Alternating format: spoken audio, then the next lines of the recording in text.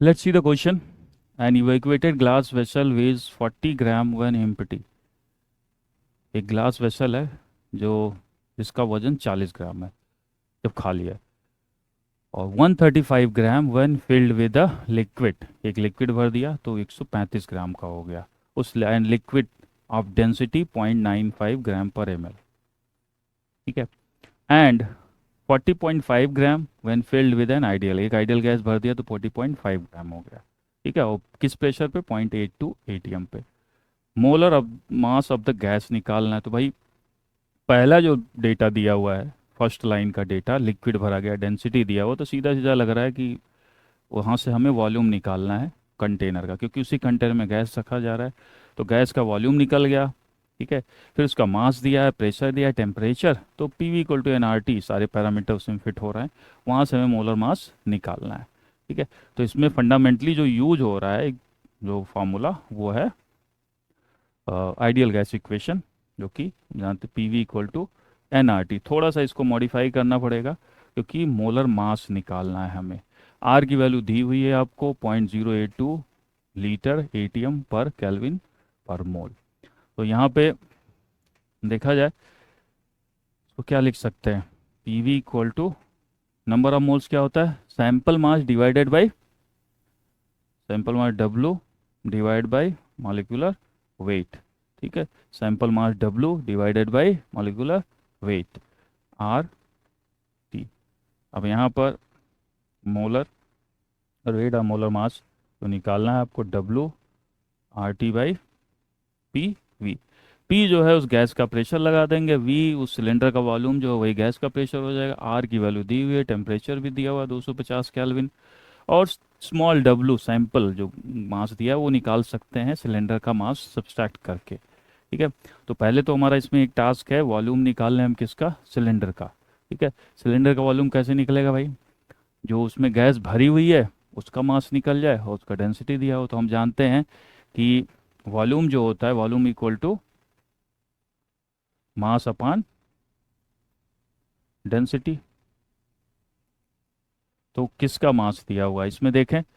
Cylinder का मास इतना है जब एम्प्टी है, और लिक्विड का मास इतना है। तो इसका अगर डिफरेंस ले लेंगे तो लिक्विड का मास पता चल जाएगा। तो 135 माइनस 40, ये किसका मास हो गया? लिक्विड का मास हो गया। डेंसिटी किया है कितना दिया? 0.95। ठीक है। पर ग्राम में है, नीचे ग्राम पर एमएल में, ग्राम ग्राम कट जाएगा, आंसर एमएल में आएगा इसमें। तो इसमें अगर हम देखें, इनफैक्ट 95 ही आ जा रहा है ऊपर, 95 डिवाइड बाई 0.95 इसमें आएगा एमएल में। That comes out to be 10 power 2 ML. ठीक है। नीचे 10 पावर -2 कर दे, 95 95 कट गया, तो 10 पावर -2 ऊपर जाएगा, 10 पावर 2 एमएल हो गया। ठीक है। अब लीटर की P V equal to n R T में ज़रूरत पड़ेगी तो इसको लीटर में कन्वर्ट कर देते हैं। 10 पावर -2 एमएल 1000 से डिवाइड कर दें, कितना हो जाएगा? 0.1 लीटर। अब वी की वैल्यू आ गई हमारे पास। अब बोला जो गैस है, ठीक है, mass of the gas W, इसमें सारा ये गैस के लिए एप्लीकेबल। अब गैस वाले बात पे आ जाते हैं यहाँ से। ठीक है। 45 पॉइंट, अब उसी सिलेंडर में, ठीक है, जो है गैस भरा गया है वो 40.5 ग्राम है। वो गैस सिलेंडर का मास कितना है? 40, तो गैस कितना होगा? 0.5 ग्राम। तो डब्लू की वैल्यू, मास ऑफ जो गैस है, वो कितना होगा? जो फिल्ड सिलेंडर है माइनस सिलेंडर का मास। फिल्ड सिलेंडर कितना है गैस के साथ? 40.5, और सिलेंडर का मास कितना है? 40। कितना आ गया भाई? 0.5 ग्राम। ठीक है। अब इसमें आर की वैल्यू दी हुई है। जो टेम्परेचर कितना दिया हुआ है भाई? Temperature is also is given 250। ठीक है। और क्या चाहिए हमें? Pressure. Pressure is also given 0.82, 0.82 ATM. ठीक है। तो W R T pressure. Volume कहाँ से आएगा? वॉल्यूम ये रहेगा, यही रहेगा, क्योंकि हम पहले डेटा से उसको कैलकुलेट कर चुके हैं। 0.1 लीटर, क्योंकि भाई गैस उसी में रखी है जिसमें लिक्विड था, तो लिक्विड का जो वॉल्यूम हमने निकाला उतना ही जगह ऑक्यूपाई करेगा गैस भी। तो 0.1 molecular weight equal to weight कितना है?